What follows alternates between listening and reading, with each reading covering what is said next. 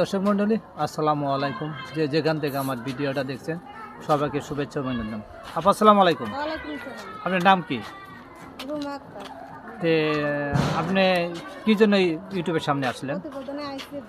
হ্যাঁ, কি কারণে? হ্যাঁ,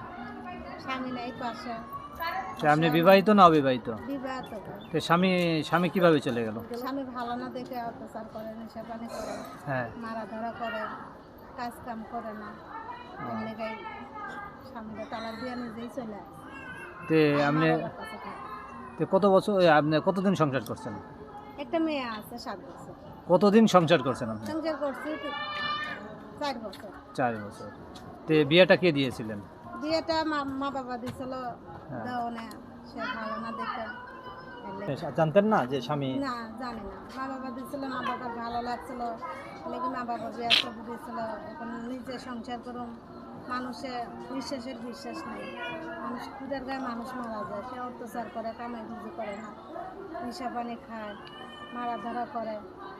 এই যে জানলেন না যে নেশা পানি করে, তাহলে ধরেন যে উনি আরেকটা জায়গায় বিয়ে করবে, আপনি ওই যে সাপোজ আরেকটা বিয়ে করবে, তার আপনার ছেলে মেয়ে জেরি থাকে, তাই ইতিম হয়ে গেল না?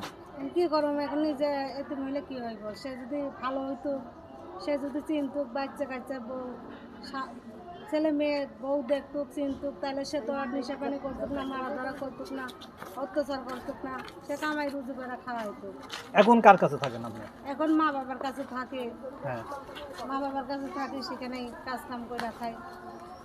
এখন আপনি ইটের ভাটায় কাজ করেন? জি, ইটের ভাটায় কাজ। এই কাজ করে কত টাকা পান? এই 300 টাকা করে পাই রোজ। এই যে ধরেন যে আপনি একটা মেয়ে মানুষ হয়ে যে ইটের ভাটা কাজ করেন, খারাপ লাগে না?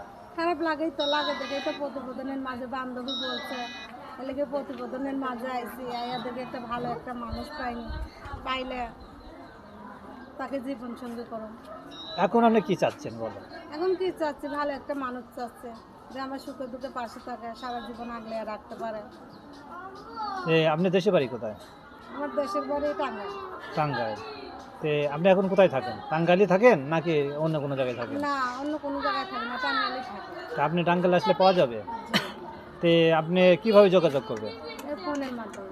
ফোনের মাধ্যমে? আপনার মোবাইল নাম্বার কি মুখস্থ আছে? জি না, আপনি বলেন। বাবা অসুস্থ, ভাই নাই, তার একটা সন্তান হয়েছে।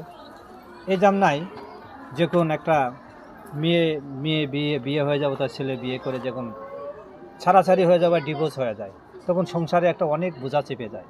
কারণ উনি সেই বোঝা নিজে বাপেরে না বোঝাতে দিয়ে উনি নিজের পায়ে নিজে দাঁড়াচ্ছে।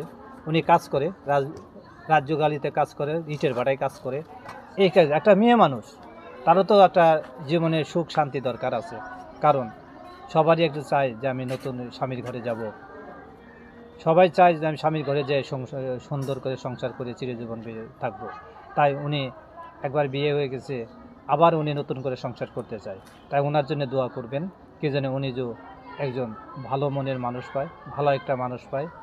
উনি চাচ্ছে যে 5 ওয়াক্ত ওনাদের নামাজ পড়াতে পারবে, সেমন একটা ছেলে চাচ্ছে। আর ওনার সাথে যোগাযোগ করতে চাইলে ওনার নাম্বারটা আমার স্ক্রিনে থাকবে, মুখে আমরা বলে দিচ্ছি। ওনার নাম হচ্ছে রুমা আক্তার। ওনার নাম্বার হচ্ছে 01726832558। এই নাম্বারে যোগাযোগ করলে ওনারা অবশ্যই পাবেন।